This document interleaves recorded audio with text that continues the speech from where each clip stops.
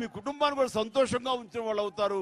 తద్వారా ఈ జన్మని సార్థక చేసుకునే వాళ్ళు అవుతారు. ప్లీజ్ మీరు మీ కెరీర్ మీద దృష్టి పెట్టండి. మీ కెరీర్లో మీరు సాధించాల్సిన దాని మీద దృష్టి పెట్టండి. దానికి కావాల్సిన కష్టం పడండి. మీరు అనుకునే సాధించడానికి పగటిపూట కళలు కనండి. ఆ కళల్ని మనం సాధించుకోవడానికి నిరంతరం కష్టపడండి. ఎవ్వరికి ఏది అందకుండా పోదు. వాళ్ళు అనుకున్న కళలు నెరవేరకపోవడం అనేది జరగదు. దానికి సాక్ష్యం నేనే.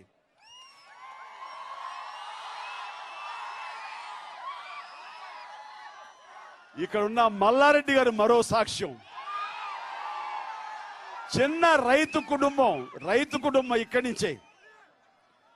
ఆయన పాలు అమ్ముకుంటూ రైతాంగం చేసుకునే కుటుంబం పుట్టి ఈ రోజున ఇంత పెద్ద విద్యా సంస్థలకి ఇంతమంది విద్యార్థులకి జీవితం ఇవ్వడం కోసంగా ఆయన అతి తక్కువలో పేద విద్యార్థులకు కూడా బాగా చదువుకోవాలని సదుద్దేశంతో ఆయన మినిమం ఫీజులతోటి మీ అందరికీ ఇంత విద్య అందిస్తున్నారంటే ఈయన కూడా ఒక చరిత్రకారుడే. ఒక్కొక్కళ్ళు ఒక మల్లారెడ్డి కావాలి, ఒక్కొక్కళ్ళు ఒక చిరంజీవి కావాలి. దానికి నిబద్ధత ఉండాలి, నియంత్రణ ఉండాలి, మిమ్మల్ని మీరు క్రమశిక్షణతో ఉండాలి, డెడికేషన్ ఉండాలి, మీ ఫోకస్డ్గా ఉండాలి. మీరు ఏ అవ్వాలనుకుని కాలేజీలో చేరారో, ఏమి సాధించాలనుకుని చేరారో అది నిరంతరం అదే తప్ప మైండ్లో ఇంకోటి ఉండకూడదు. సిగరెట్లు కానివ్వండి, మద్యపానం కానివ్వండి, లేకపోతే వేరే మాదక ద్రవ్యాలు కానివ్వండి, ఇలాంటి వ్యసనాలన్నీ తాత్కాలికమండి. అది ఇవ్వదండి సుఖం. అది కష్టాన్ని మిగులుస్తుంది మనకి, మన కుటుంబానికి అన్ని రకాల బాధను నింపుతుంది. అది కాదు.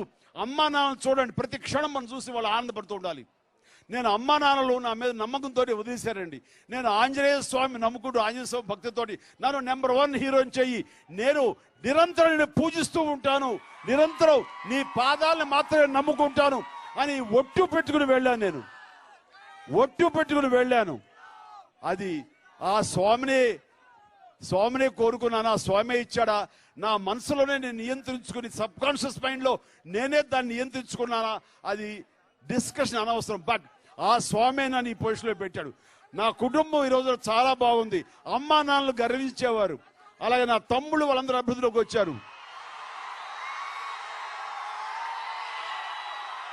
పవన్ కళ్యాణ్, రామ్ చరణ్, అల్లు అర్జున్, వరుణ్ తేజ్, సాయి ధర్మ తేజ్, వైష్ణవ్ తేజ్,